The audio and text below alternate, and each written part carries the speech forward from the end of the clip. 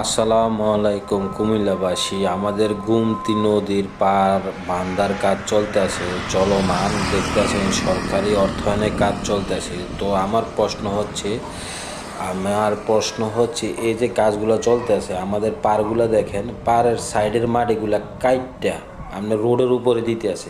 তো মাটিগুলো একটু দূরের থেকে আনলে বাইক কি হয়, এটা তো পরবর্তীতে আমার মনে হয় যে ভাইঙ্গা নিচে পড়ে যাবে। আবার গুমতির পার এখন ভাঙ্গার সম্ভাবনা আরও বাইরে গেছে। এই দেখেন আলগা মাটি উপরে দিয়ে রাখছে, আর সাথে সাথে নিচের থেকে মাটিগুলো তুললে এই কাজগুলো করতেছে। এই কাজগুলো সঠিক না। একটু দূরের থেকে মাটিগুলো যদি আইনা ফালাইতো উপরে, তারপরে এটা সুন্দর হইতো। এই উপরে উপরে মাটি ফালাই রাখছে। তো আমি এসপি মহোদয়, মাননীয় ডিসি মহোদয়, তারপরে আমাদের নতুন যে মন্ত্রিসভার মন্ত্রী হয়েছে ইয়াসিন মহোদয়, ইয়াসিন সাহেব মহোদয়ের কাছে আমার অনুরোধ বিনোদন, এই কাজগুলো সঠিকভাবে একটু দেখে